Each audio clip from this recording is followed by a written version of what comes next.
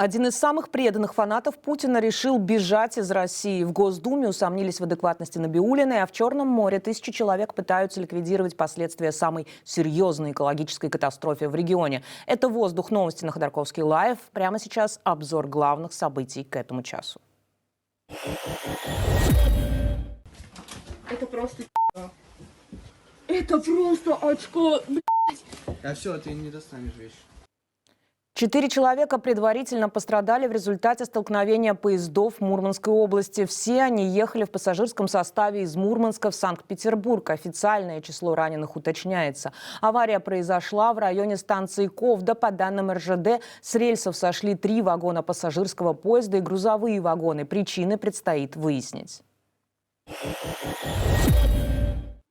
Кремль отреагировал на убийство генерала Кириллова. Пресс-секретарь Путина Дмитрий Песков заявил, что заказчики организатора взрыва очевидны. Цитата: «Лишний раз подтверждается, что киевский режим не гнушается террористическими методами работы». Конец цитаты. Напомню, что сегодня ФСБ опубликовала кадры допроса предполагаемого убийцы генерала Игоря Кириллова и его помощника Ильи Поликарпова. Это был 29-летний гражданин Узбекистана, которого завербовала служба безопасности Украины. Вышел. Я приехал в Москву по заданию украинской спецслужбы, для чего мне предлагали $100 000 и европейский паспорт. Следствие утверждает, что подозреваемый получил взрывное устройство в Москве и установил его на самокат у дома генерала. Мужчина наблюдал за Кирилловым с помощью камеры из арендованного каршеринга. Взрывное устройство подорвали дистанционно. Всего по делу задержаны 2 человека. Источник «Коммерсанта» утверждает, что, цитата, «преступление было раскрыто по горячим следам. След подозреваемых взяли с места преступления». Напомню, что накануне утром в Москве около подъезда Кириллова сработало взрывное устройство. Генерал и его помощник погибли на месте. На новость сегодня отреагировал и зампред Совбеза Дмитрий Медведев. Он назвал журналистов из The Times законной целью для России. А все потому, что те назвали убийство генерала законным актом обороны. По мнению Медведева, они ничуть не отличаются от должностных лиц НАТО, принимавших решения о военной помощи Украине. Призыв на срочную службу в Москве завершился досрочно, сообщил столичный военком Максим Локтев. По его словам, это говорит о растущем патриотизме среди московской молодежи. Согласно указу президента, осенняя призывная кампания длится до 31 декабря.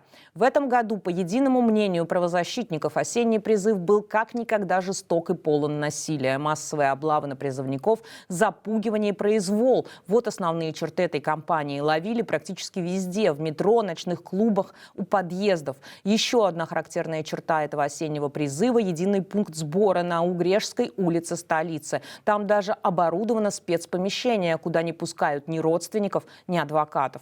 Ну а высшие военные чины уже подводят итоги года и рапортуют все по плану. Сегодня глава Генштаба Герасимов заявил, что российские вооруженные силы выполнили в 2024 году все задачи, которые перед ними ставило руководство страны. Из этих слов следует, что задача вернуть контроль над всей территории Курской области перед армией в этом году не стояла.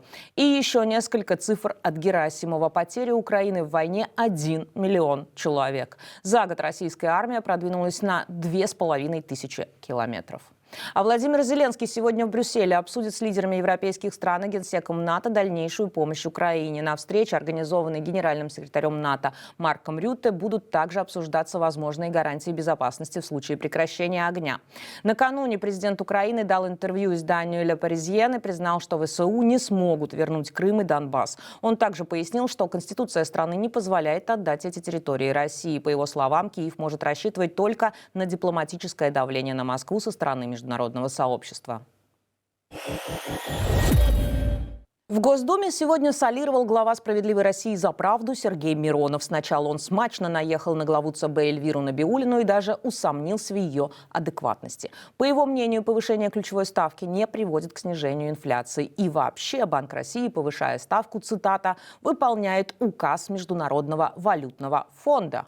Вопрос госпоже Набиуллиной. Госпожа Набиуллина, с июля прошлого года вы начали повышать учетную ставку. Насколько увеличилась инфляция? В 2 раза. Эй, госпожа Набиуллина, вы как-то вообще адекватны или нет?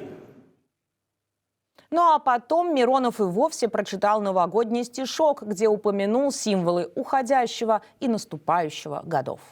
Дракон врага весь год громил и честно всех предупредил. Змея фашиста и приспешника накроет веточка орешника. С наступающим Новым годом! Спасибо!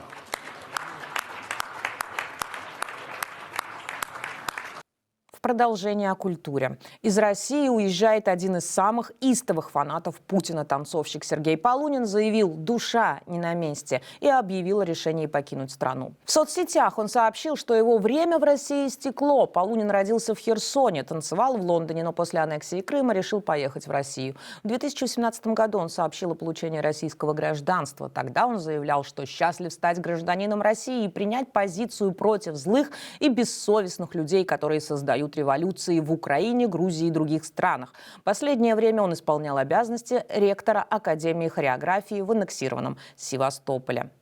А вот в столичном театре громкая премьера. Зрителям показали пьесу авторства Александра Хинштейна с его женой в главной роли. Это тот самый, который в бытность журналистом публиковал ФСБшные сливы, потом стал депутатом, позже советником главы Росгвардии, потом опять депутатом, а с недавних пор Путин назначил его руководить Курской областью. В театре имени Ермоловой состоялась закрытая премьера спектакля «#неревизор». Это первая постановка пьесы Хинштейна в столичном театре. На премьеру пришли представители депутатского корпуса, бизнеса, госструктур и даже спецслужб, пишет московский «Комсомолец». Среди гостей был в том числе глава СВР Сергей Нарышкин. Впрочем, после антракта многие зрители покинули зал, отмечает МСК-1. Опять у нас потоп. Вон машины начинают потихоньку двигаться. Река Хирота в Сочи вышла из берегов, несколько улиц затопило. Уровень воды в реке поднялся до отметки опасного явления. Потоки воды снесли машины и вынесли из домов мебель. Из-за подтопления перекрыта федеральная трасса Сочи-Адлер. А на участке железной дороги Сочи-Адлер сошли селевые массы. Остаемся в том же регионе. Тысячи волонтеров пытаются справиться с разливом топлива в районе Сочи и Анапы. Зона загрязнения мазутом у побережья увеличилась до 49 километров и продолжает расти. На место прибывают люди со всей Кубани и жители других регионов. Они ставят заграждения, чтобы остановить последующее загрязнение, перекапывают побережье, упаковывают мазут в мешки и отмывают птиц. По оценкам экологов, последствия разлива мазута могут быть заметны в течение 10 лет. Напомню, катастрофа танкеров с мазутом в Керченском проливе, которую Greenpeace назвал крупнейшей экологической катастрофой в акватории Черного моря, привела к загрязнению десятков километров песчаных пляжей побережья Краснодарского края. Что ж, это все новости, которыми я собиралась с вами поделиться к этому часу. Пожалуйста, не уходите от нас без лайка и подписывайтесь на Ходорковский лайв. Комментируйте нас, и скоро увидимся.